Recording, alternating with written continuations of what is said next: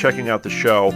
We love that you found us, and we really hope you enjoy it. What we have to say is for the subscribers, if you enjoy our shows, would you please donate to help keep these going? We don't want to have to put traditional ads on these shows, but this does cost money, so we really do rely heavily on donations.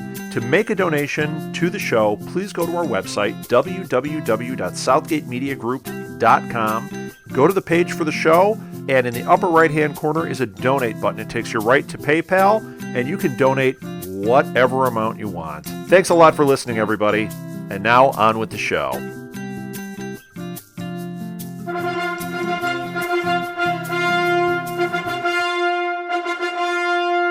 Welcome to Radio Free Endor. My name is Jonathan, and joining me as always is Nicki. Hello. And in this episode, we're joined by Nicki's friend, Leah. Hi. Hi, how you doing, Leah? Good. How are you? Fine. So, whenever we have someone new on the podcast, we want to kind of pose a question to them, but not tell them ahead of time, just whatever comes to mind. Is what was your first exposure to Star Wars? And any kind of experiences you've had since then. Oh my God, we could be here all day. I was little. I saw it on the big screen when it first came out. We had moved I'm sorry, I'm nervous. Don't be. It's just friends talking Star Wars. Yeah, I know. We had moved, I was little, and we had moved, and I hadn't heard of Star Wars, and this was in July of 77, and I don't want to say how old I was very little, because then you'll know how old I am now. And anyways, our new neighbors, the next door neighbor, was going on and on and on about this movie, Star Wars, and I thought he was a weird kid. Well, he was a weird kid, but anyways, so we ended up, maybe a month later, I think it was like in August, we went and saw it. I saw it with a friend of mine, and I think I was just too young to appreciate it, which is funny because most people, when they talk about the original movies, they talk about how when they were a little kid, they fell in love with it, and I wasn't that impressed with it. It was just something we did, and I remember going up to the snack bar and eating lots of popcorn, and I kind of forgot about it until about, when did E.T. come out? It was like 82. So I was older then, and some friends and I went and saw it, and I thought, wow, this is a really fun movie. And I think by that time I was old enough to appreciate those kinds of movies. And Star Wars came out and re-released, and I thought, well, I'll try it again. So I dragged my friend Kathy, and we both came out of the theater like total Star Wars nerds. And then they re-released Empire. What was it? I want to say around Christmas time that year. So I saw Empire, and then I just couldn't wait for Return of the Jedi. And I remember Kathy and I and some of our other friends would have bets on what was going to happen. And I remember one of the big theories was that Darth Vader was lying about being Luke's father. And we also used to argue about who was going to hook up with Leia. Would it be Luke or Han? So, and so yeah. And then I was involved in the Star Wars fan club, and they used to have a pen pal exchange. You would write in and you would say you wanted a pen pal, and they'd give you this form to fill out. This is way before texting and the internet and all that stuff. Like, you wanted to meet other Star Wars fans. So I had, I had a lot of Star Wars pen pals, and I'm still in contact with some of them. As a matter of fact, one of them is coming to Celebration with me this year.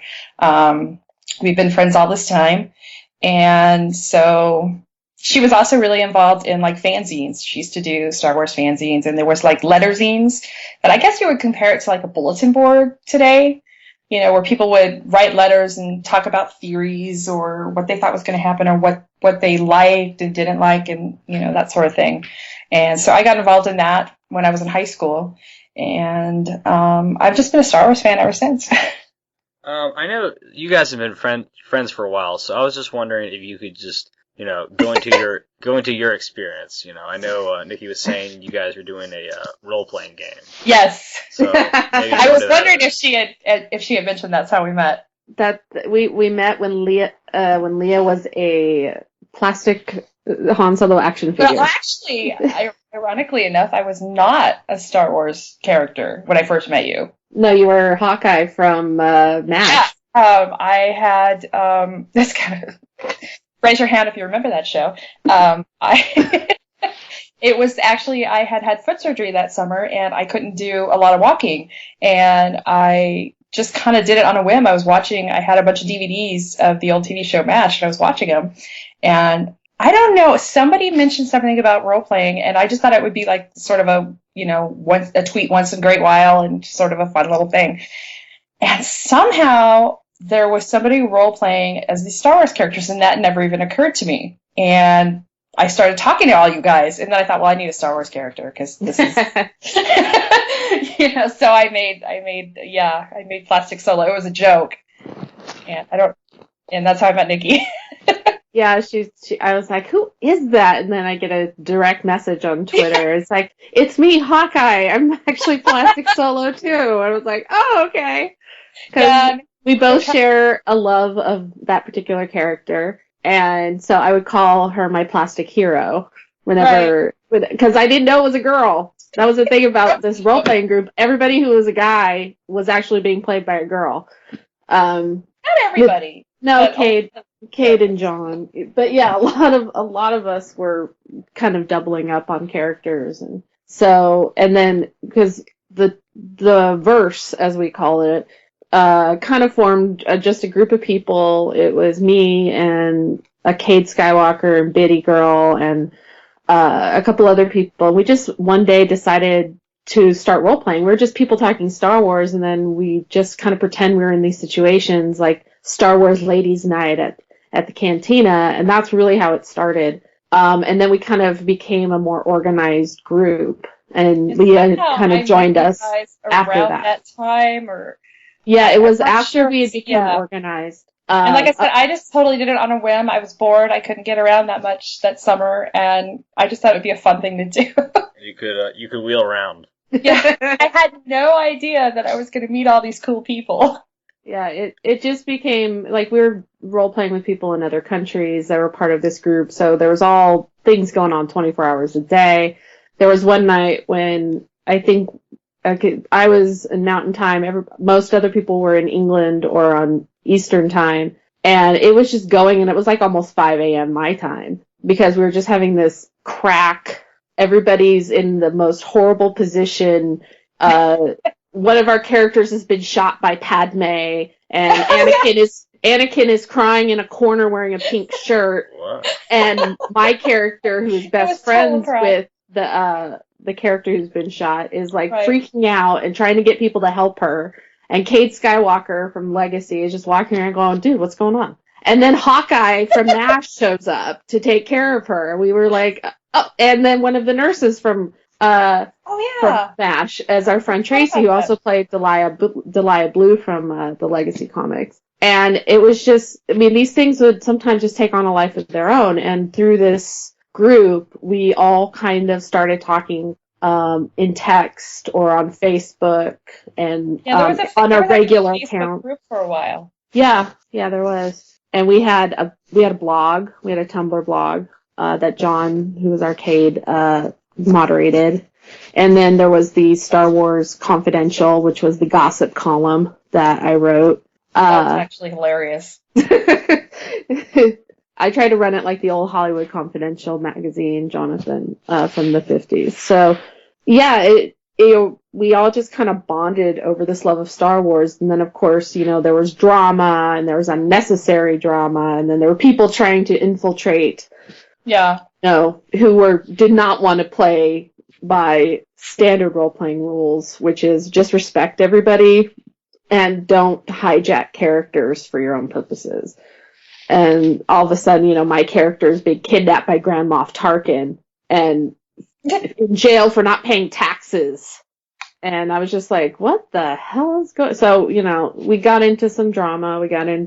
But it was just fun. I mean, we just knew that on the other side of the screen, like thousands of miles away, we were just cracking each other up. And it would get emotional, and, friendships were formed, friendships fell. I'm friends with most of the people from the group. It's just John, who was Arcade, who was the founder of the group. I don't talk to. So, but yeah, we weren't canon because we figured canon was done. No G. Yeah, you weren't a G. We were just doing. It was crack. We were just doing it for fun. Yeah, and because Nicki was kind of like, everybody loved Nicki. She was like so cool, and she'd make everybody cookies. And Jonathan has had some cookies, so yes, they were good. He had the sugar cookies. He liked sugar cookies.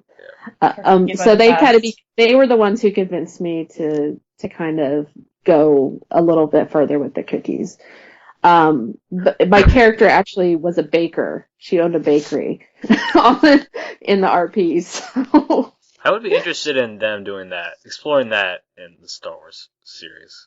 An episode of a baker, just a little side episode, or a webisode of like some character, like a Dexter's Diner. Someone in the back like baking or something like that. What's the robot's name? Or I don't know. The little waitress robot. Yeah. No. Well, she wouldn't be doing the baking. Some other mysterious robot or four-armed kind of creature in the back baking. That would be interesting. Yeah, it was Sinful as Sith cookies and cakes. And that was there was a coffee shop next door. There's the coffee shop, the Java, and then Shmi Skywalker joined our group, and she became it was Amy who also played Leia. And she's still playing Leia, actually. I know. But she was Disco's assistant baker, because my character's name was Disco, and she was always having babies. She was always pregnant. Wait, what? Where did that go? She was married to a clone trooper. I was married to clone trooper Echo, and had gotten pregnant. Faye was evidently very fertile. Yeah, and then weirdest thing happened is one night It gets weirder? Yeah. Some friends and I were I was talking to our friend Kitty, and she played my best friend in the game, and she was like, I think Disco needs a kid. Well, my character was already pregnant, so somehow we figured that we manipulated the storyline to, like, all of a sudden there's a 6-year-old little girl who looks just like my character, and it's her daughter from the future. And so, anyway, enough about Star Wars roleplay. Yeah, I don't want this to go too far. You kind of had to be there to follow a lot of it. Yeah, that's what it sounds like. Yeah, and Leah is also kind of like so into fan fiction, so and I am not. So if you have any questions about fan fiction and that entire world, she's well versed. Well, I guess. Okay, so I think why don't we make kind of a transition to Leah? What are your thoughts about Episode 7? The casting and the trailer and the pictures. I loved the trailer. I know that some people were like all up in arms about the lightsaber and other things. I thought I was like a little kid in a candy store when I saw the trailer. I was so excited, and I'm still really excited. And who's your favorite character? Is there like a trailer? Yeah, is there a favorite character or favorite part of the trailer? I feel like it's kind of too soon to know who my favorite character is. I thought everybody what we saw of it was really cool. I can't remember, did we find out the characters' names, right? Yes, they did it like Topps trading cards. Yeah, and I'm drawing a blank on the names right now. I should be able to pull that up, though. Let's see, the Dark Jedi, well, we don't know, the Adam Brody character is Kylo Ren. And then Adam Driver. Adam Driver. Why do I always want to call him Adam Brody? It's because he looks like Adrian Brody, I think. Kind of does. And then there's BB-8, who is the... Yeah, he's my favorite. Yeah, that's what I was wondering. He's so cute. I loved him. I know some people were like saying that he wasn't cool or whatever. I got into an argument with a friend of mine who, on Thanksgiving, I went to some friends had a Thanksgiving dinner, and he purposely wore a Revenge of the Sith t-shirt because he had posted on Facebook about how he was just not impressed with the trailer, and he thought that BB-8, before we knew BB-8's name, he thought he was just really stupid looking. So he showed up in the Revenge of the Sith shirt and told me he was trolling me, and we got into a whole big argument, and people told us to stop talking, and they started singing Let It Go from Frozen, and BB-8's so cool, and I think I one of the know, coolest I things think he's about him is adorable. he's practical. He's not a special effect. Well, I love that he's a Ralph McQuarrie design, too. Yeah, well, anything Ralph, you Exactly. love. You were with me at the panel at C6, right? With the Macquarie panel? No, but I think you told me about it afterwards because you got pretty emotional. Yeah, the retrospective. Because, oh yeah, that's right, you joined me for Warwick Davis, which was right afterwards, right? Is that what it was? I thought I saw Warwick Davis with my friend Melanie. Because he did two. He did the one in the big room, and he did the one in that small room. Okay, I forgot. Where he was interviewed. I remember the big room better because he did a lot of special effects, and he did a swish and a flick with a lightsaber, which I thought was really hilarious. Well, who's better to teach you how to swish and flick than Professor Flitwick? With a lightsaber. Yeah. But yeah, no, I think BB-8 is aside from seeing the Falcon, BB-8 was kind of like the revelation for that, and seeing those X-Wings, and Jonathan and I have talked about seeing those X-Wings skim the top of that lake. That actually was like cool, but to me, seeing the Falcon again was like the cream on the cake. Yeah. I'm not embarrassed to admit that I cried a little. We watched it here like 5 times in a row, and every time I got choked up over the Falcon. And James was like, "It's the Falcon. We all know what the Falcon is." I was like, "Yes, but you don't understand." I don't understand. It's like seeing it again, like knowing it's coming back. Yeah, and what comes with it, I think, is that we're having there's a link to the past. There's the Falcon is kind of like the droids kind of did, like 3PO and R2. They're kind of links to the world of Star Wars, and to me, the Falcon is another one of those links. So I love that there's that shadow of a Millennium Falcon-esque ship in Episode 3. So I'd like to transition to the first news story. Is that there's a rumor that the second Force Awakens teaser trailer will not feature classic characters, according to an article on Slash Film. So what are your thoughts? I mean, I'm thinking it's hard to imagine the second trailer not even showing the classic characters. I think it's personally wrong, but what do you guys think? I think it's actually, I understand, I read the article, I understand the reasoning for why they wouldn't do it. It's because we know those characters, and they really want to focus on the new characters, because I don't think that the 3 classic characters, then you have the droids and you have Chewbacca. I really don't. Because we're familiar with them, I think that it's good to show the new ones, and they're kind of passing the torch, I think, in this episode 7. I don't think they're going to be as involved in any future Star Wars films. So I really think it's okay with me if we don't see Han and Leia and Chewie and Luke until the movie comes out, or a third trailer, because I think we want to get people more excited and showing them new things that JJ has brought to Star Wars. So, Leah, your thoughts? I understand what you're saying, and I agree to a point. I think I would really like it if they showed the original trio maybe just in the background. Everybody knows it's a Star Wars movie, and I think by now everybody knows that they're coming back. And I think it would just be nice to get a little hint of what they're doing, but not, we don't need to know everything, obviously. True. I mean, I think that, part of the rewrites, allegedly part of the rewrites is that, they wanted to get more into Han Solo. So it's just, we kind of hearing these two different stories, is it more real trilogy or are they minor?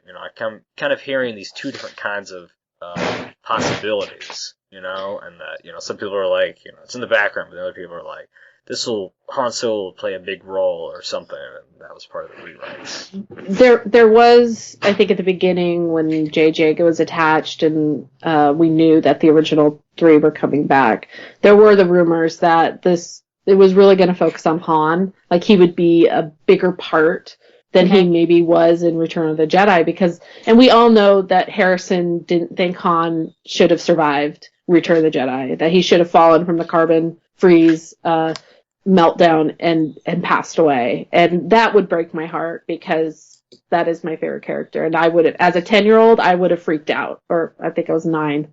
As a 9-year-old, I would have freaked out. I've heard rumors that, Harrison said he would do it if Han died at the end, or if he died somewhere in the film, so that it would finally put the character to rest. I hope that's not true. But I also think that Han is such an important character that is sometimes overlooked as a character, because he was just the bad boy, the snark, the pirate, the smuggler. I think having him be a bigger part of it, it makes me happy as a fan of the character and as a fan of the films. And I also think Harrison is, no offense to Carrie or Mark, but I think he's the better actor.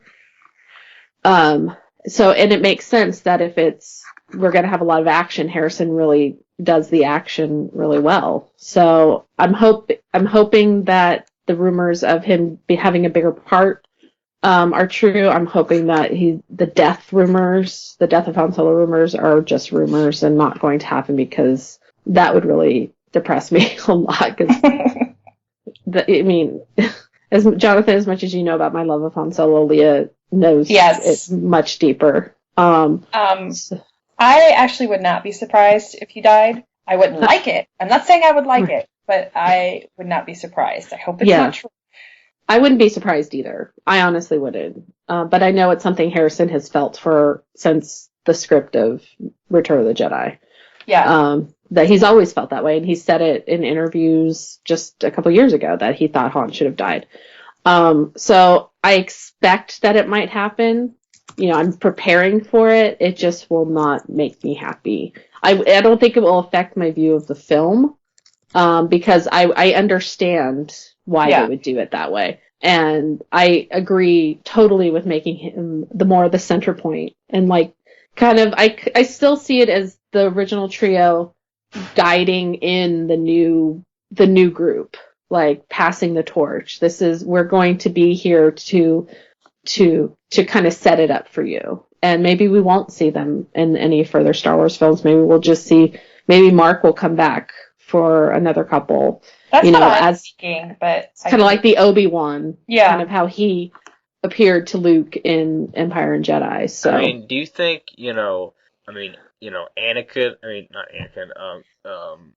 Luke could die in a saber fight at some point in this trilogy, kind of like Obi-Wan, to kind of... Like to make a sacrifice, like Obi-Wan did? Or, to kind of like the mentor, dies to make way for the hero,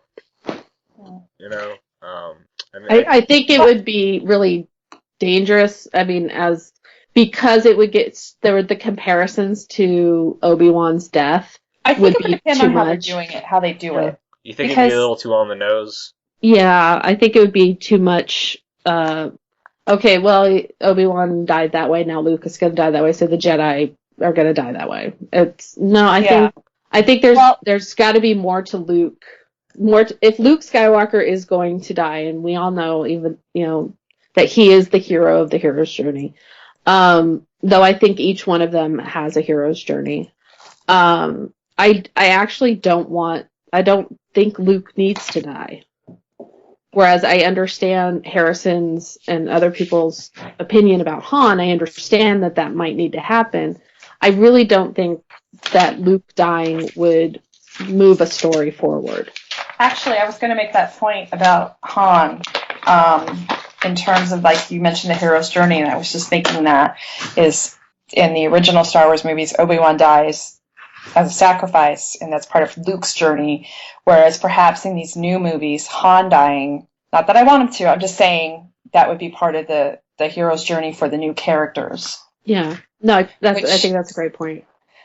Would really suck, but I would understand it from a story point.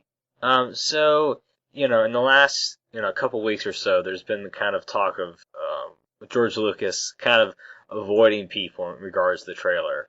Where, I haven't watched it, Well, what really. He said, to be fair to God, Mr. Lucas, what he said was he wants his first experience of the new to be in the theater watching the film. So he doesn't want to watch the trailer because he wants to experience it all firsthand in the theater. And I actually really like that answer. And I I do mean, too. I think in that same article that they actually referred to the fact that he was going to direct episode 7. He had a plan. And the fact then, and the timing of the sale to Disney just happened at such a point, and they were going to finance the movie. And then they bought Lucasfilm, and I think he decided it was just it was time to let it go. And as he said in a newer article, he said, he's focusing on other things, and he's a new dad again, and he wants to do something for his girls, whereas the Star Wars films, the prequels, and essentially were for his son, Jed.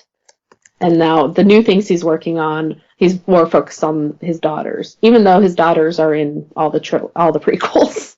I think, but just earlier today, actually, at a screening of the new film Strange Magic, which is based on a story by George Lucas, he said that he finally has watched it and that he would call it intriguing. Interesting. I hadn't heard that he had seen it finally. I mean, it's so out there, and there's already a Lego version of the trailer, and there's already, there's already, like, how many different parodies of that trailer already? There's so many parodies. And so I think you really can't get away from, I don't think he could get away from it. I think it's going to follow him wherever people are like, just watch it! Look, here's YouTube, just watch it! Just watch it, tell me what you think.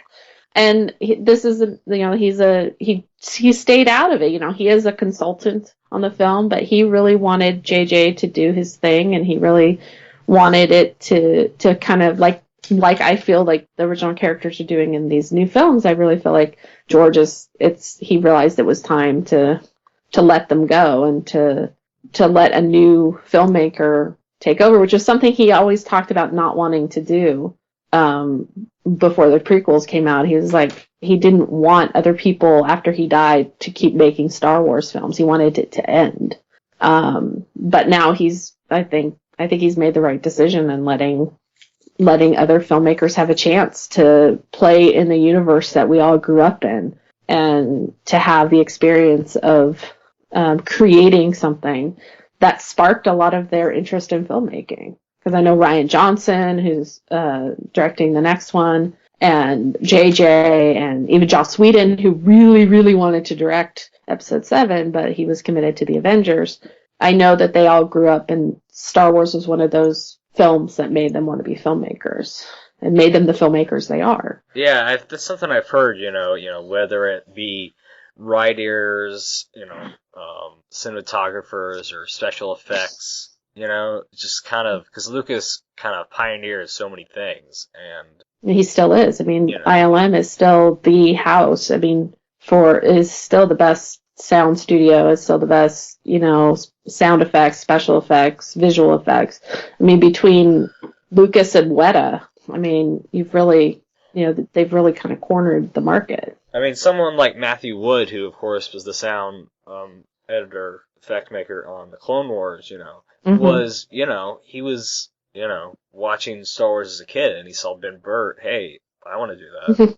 Ben Burtt was amazing. I mean, what that man did, and that's how we have R2-D2's name, is because of him. And I thought that was George Lucas. I think it was a combination, because it was like Real 2 Dialogue 2. Yeah, it's a sound effects term. Yeah, and between the two of them, was Ben Burtt the one who said? Because I remember the story that George Lucas said. Somebody said, "Please bring me R2-D2."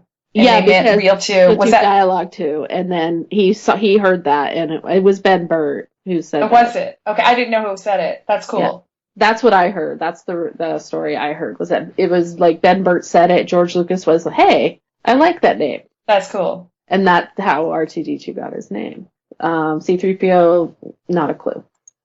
He's a little fuss budgety droid who I cannot wait to see again. Oh, I love my droids.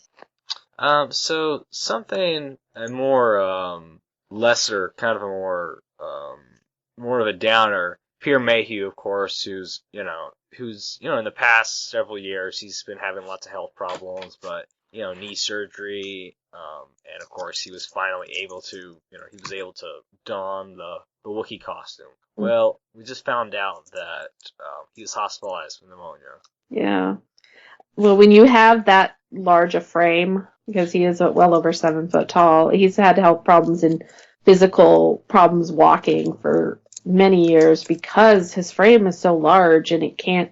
And so I'm not surprised that he's becoming ill because it's something that's kind of been going off and on for a long time. And the fact that he was able to play Chewbacca in the prequels, in Revenge of the Sith, really just seeing Chewbacca was just like, oh my god, I'm home again, and finally getting to see Kashyyyk and learn more about what happened, what the Wookiees were doing and how they helped how they helped fight the Separatists was really cool. And I always have worried about him because I've met him, and I know, Leah, you've seen him at cons too, and I met him more briefly. Yeah, and he's always kind of, as big as he is, he kind of still feels like he's frail. And it really, he's just an amazing man. He's so sweet, very good to the fans. I think he's very proud of what he's done. But, I worry about his health because it has been declining, and it is very sad to hear that he has pneumonia, because that can be very, very dangerous at his age and with his physicality. Luckily, they do expect him to make a full recovery, so. Well, that's good, and I hope it doesn't, precede anything else happening to him, because, not knowing what happens to Chewie in Episode 7, he is one of those characters that I think we all really have an affection for, even if we don't place him in, our top 5 of all characters. I think remember how angry people got when he was killed off in the books. Oh, yeah, I threw a book across the room. Yeah. And then they killed off Anakin Solo in the next book anyway, and it was just like, so you sacrificed Chewbacca to save this little brat, and the little brat you kill him off in the next book anyway? That was the biggest anger issue. We all kind of, when the book first came out, it was Rogue Planet. When it came out, it was sad. We were mourning, and there was the comic book did a mini series. There's 3 issue of Chewbacca, and it was R2 and 3PO kind of going around and asking people what they remembered about Chewbacca. And I have the issues, and it was really nicely done. It was a nice tribute to the character. And then the next book came out, and Anakin Solo freaking dies, and I'm like, that's when I threw a book across the room. So yeah, it was, Chewbacca's, I think the same thing would happen. A similar reaction would be if something happened to R2. Oh, I would be very upset. I love R2. I know, he's in my top 5, even though he doesn't speak, but he gets the words. Oh, he's got a little attitude, though. Kind of like Chopper on Rebels, right, John? Yeah, I like Chopper, too. Yeah, I was reading the Star Wars Shakespeare, and it's definitely cool how, it actually has, because in the movies we just see R2 just kind of beeping. But in there, they kind of give him some kind of dialogue of some sort, because everyone's supposed to be talking in Shakespearean, so, he actually has some dialogue, which is kind of cool. Yeah, I really like that about those books, aside, from the fact that I'm a Shakespeare nerd and a Star Wars nerd. I think those books are just so fun. They're doing the prequels, too.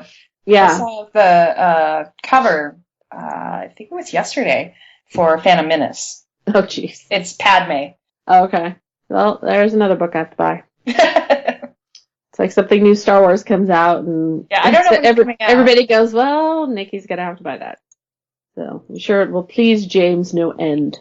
So something else, Star Wars Detours, which is something that goes back, all the way back to C6. Yeah, 2012, yeah. When they showed some clips and George Lucas appeared, and since then it's been kind of production hell, and then with, the sell to Disney, they kind of put it aside to kind of concentrate on Rebels and Episode 7. But there is kind of word that, it could be getting a release. Finally. I've been waiting for this forever. Since C6, because I remember we were all, because we love Seth Green. Mm-hmm. And it was like, and Seth Green is such, a great ambassador for nerds everywhere.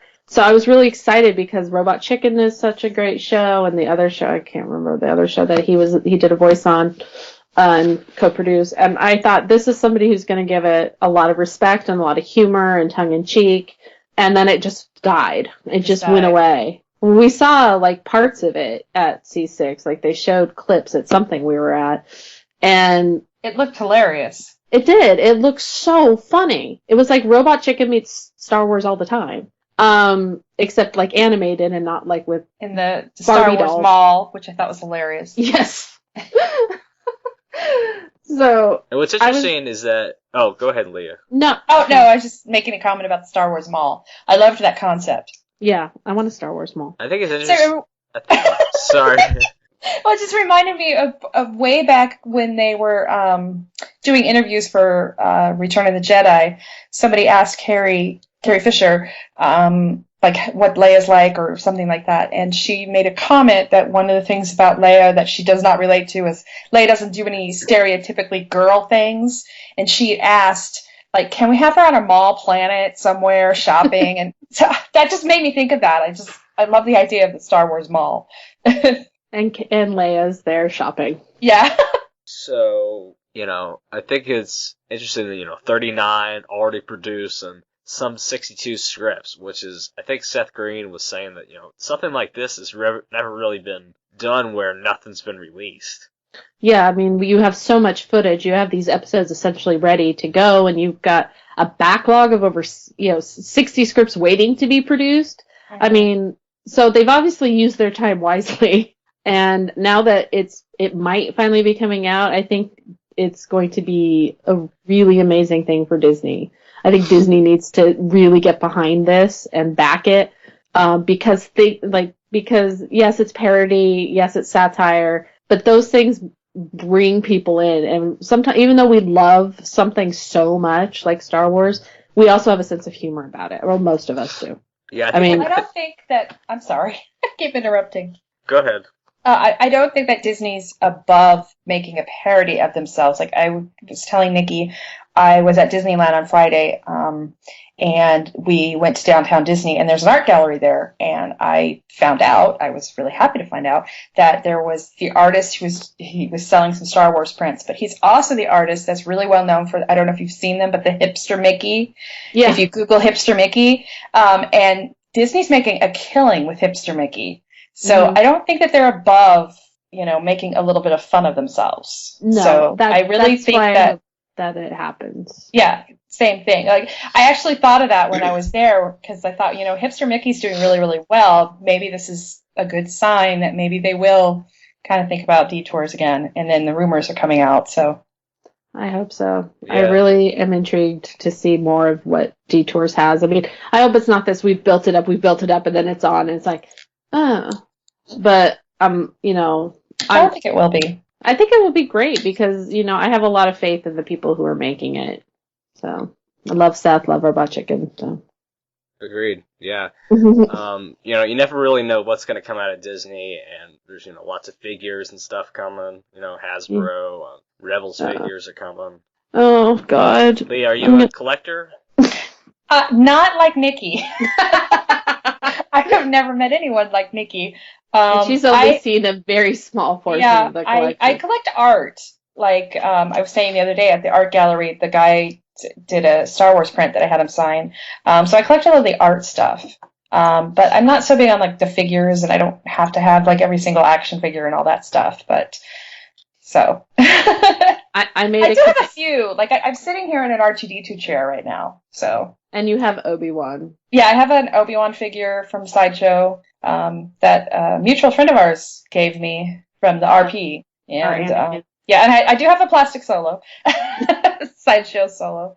So I have some things, but not like Nicki does. So, I had to stop actually collecting action figures because I'm at 600 or so, and I pretty much have almost every action figure from the Power of the Force up, and some of the older ones, and they're just in boxes. I have no way to display them. I can't really do anything with them, so I had to make a promise to myself to not buy any more action figures, I also had to promise my mother and James, my best friend, and I don't know what I'm going to do with the ones I have, but like Leah, I've gotten more into collecting the art and statues and busts and things like that. And I love the original artwork that fans do, and I've bought at conventions. Like I love Katie Cook and her drawings, and some of these other artists that are coming out. And every time I see something really cool in Star Wars, it's the debate within me is like, do you have enough? Or do you need more? I don't think you'll ever have enough. No, I won't. I won't. And you've only seen like teeny tiny bit of it, so. Oh, I've seen a lot of it. You need a Star Wars room, Nicki. No, Leah, you've seen a teeny tiny bit of it. I do. That is my goal. If I get my own, I'm gonna get my own house one day, and one room is just gonna be devoted to Star Wars. And it might be the house. Yeah, pretty much. Except for the bathroom will be Hello Kitty. You know that's gonna be this to be and true. And the ducks. And I have a collection of rubber ducks. You know what she had in her bathroom? The truth comes out. No? Go ahead. No, I don't want to, like... It's an Edward Cullen poster. He watches people as they go to the bathroom. Yeah, I could use that bathroom. It was a joke. But yeah. He did not come with me. But no, yeah.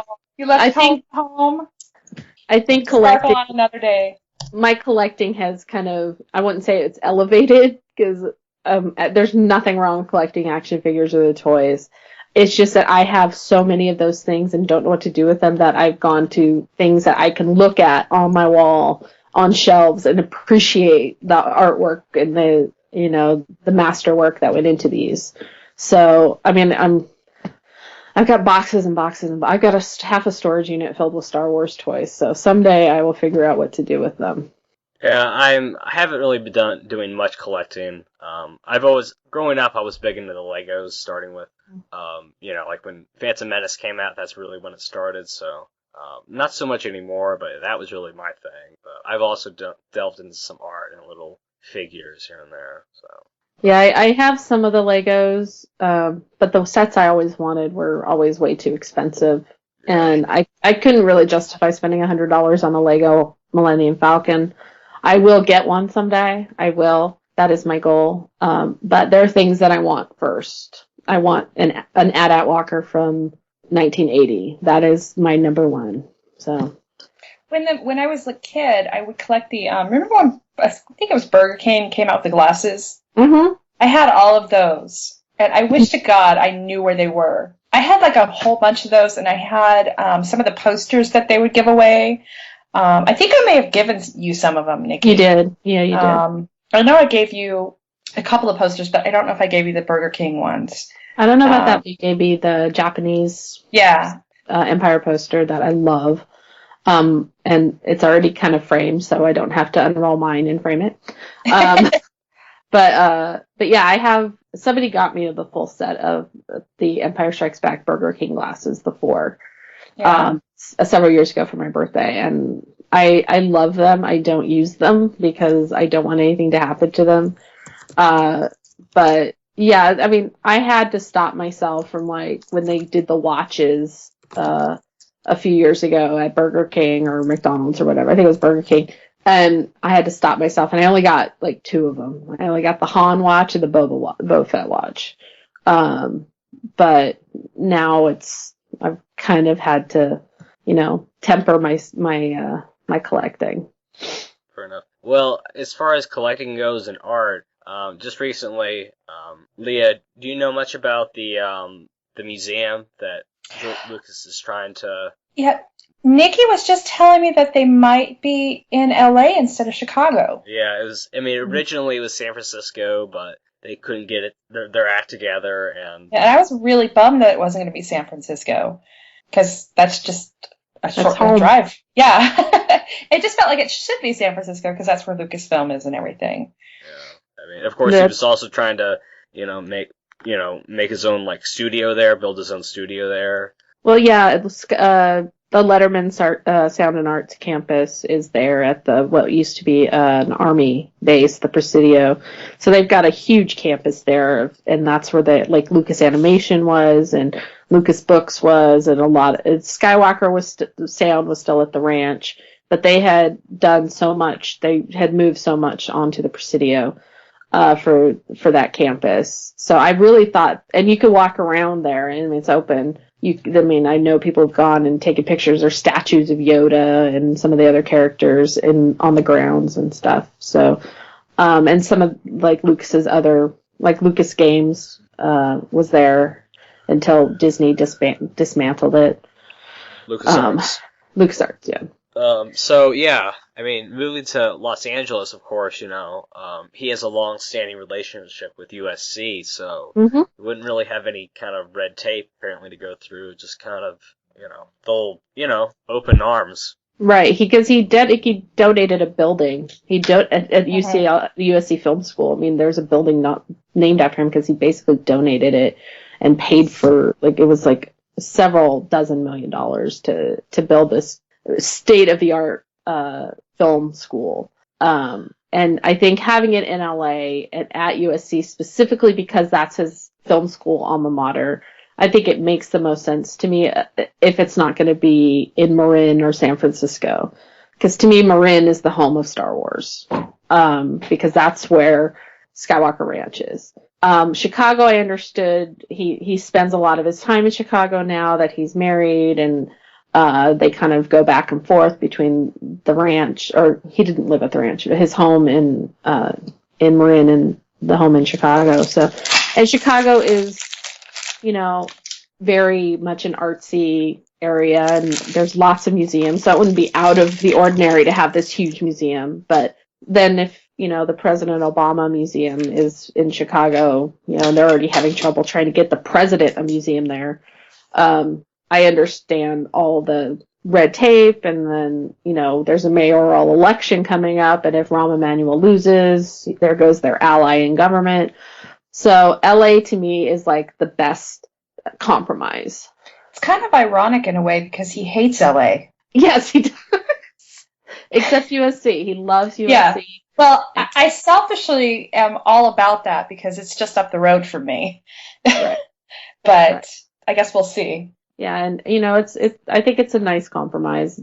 It's not too far for me to visit make a pilgrimage several times a year.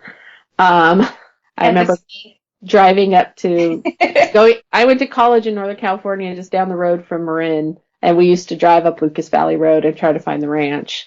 So, and so I found it once. But so I'm excited that he's getting a museum because I know it's more a museum of film, and the things that inspired him to make Star Wars, inspired him to become a filmmaker in the first place, are some of the things that I love about film, like Japanese samurai films and the Flash Gordon serials and all of those really amazing influences. I think that this museum is going to be about technology, about the power of film, and special effects, and how much Star Wars has influenced science today. Kind of like that Star Wars science exhibition that toured about 10 years ago.